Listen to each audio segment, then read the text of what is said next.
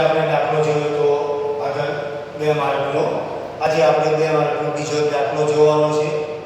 હવે આ દાખલો છે એ માર્ચ 2019 ની અંદર જે પરીક્ષા ગઈ માર્ચ 2020 ની અંદર એની અંદર 2 માર્કનો પ્રશ્ન છે, પ્રશ્ન પૂછવામાં આવ્યો હતો।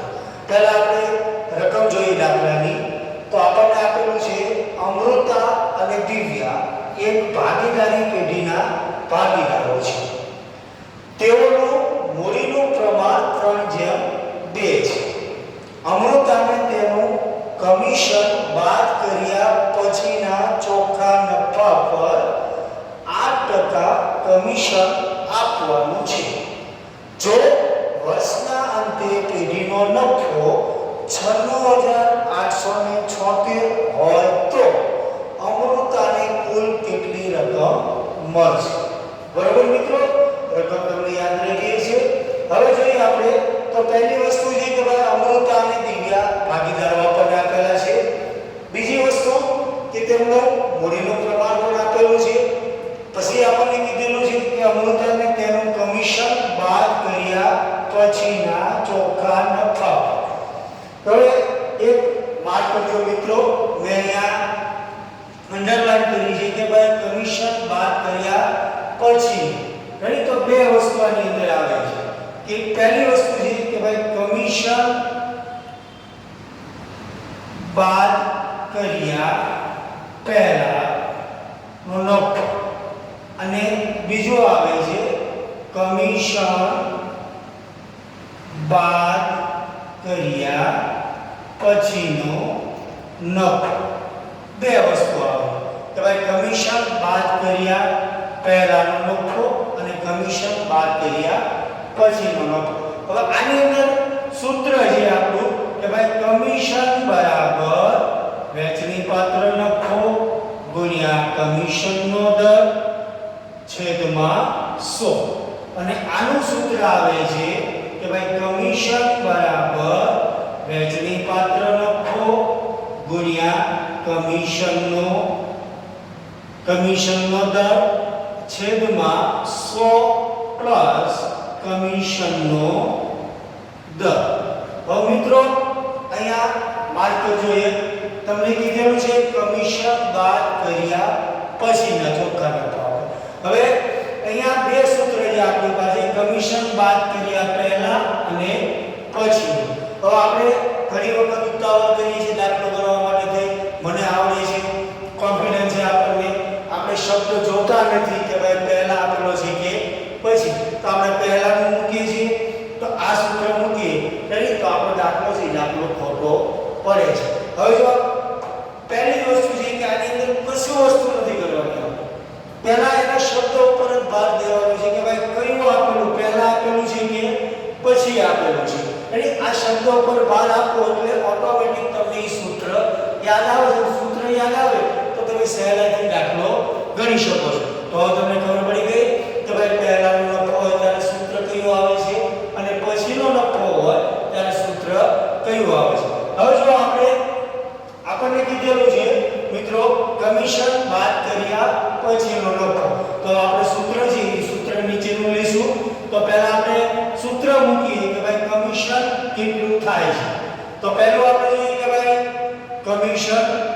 કમિશન બરાબર વેચણી પાત્ર નફો ગુણ્યા કમિશનનો દર છેદમાં 100 પ્લસ કમિશનનો દર।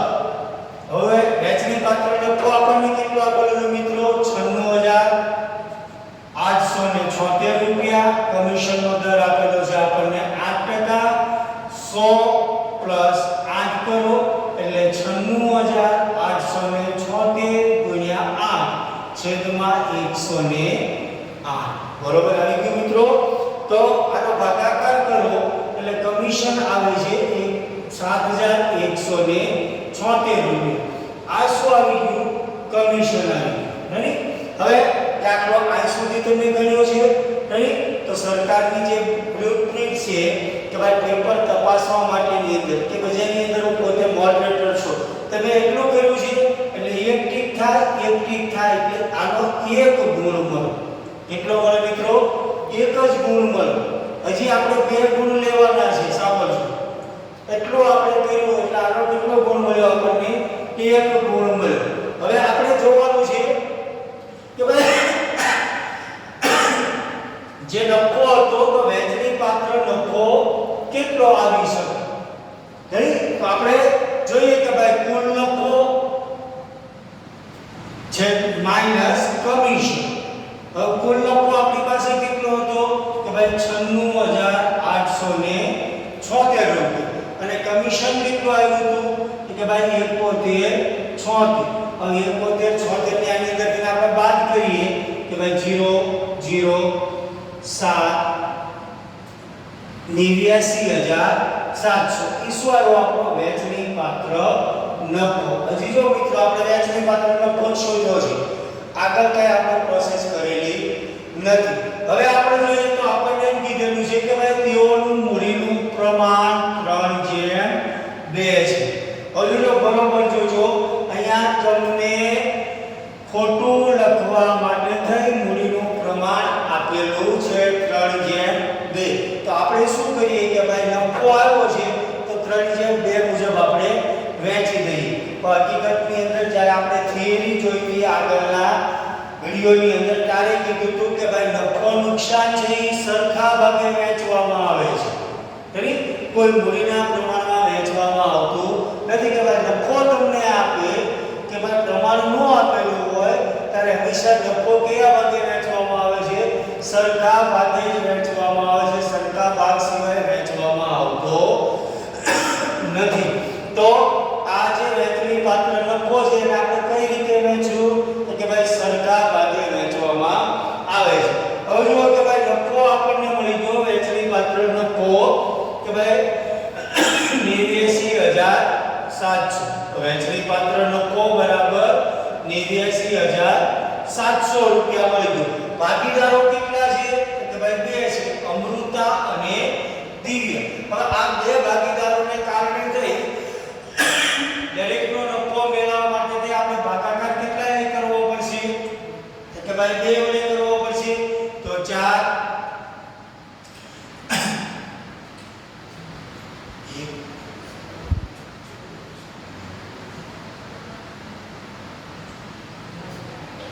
બે મિનિટ ભાગાકાર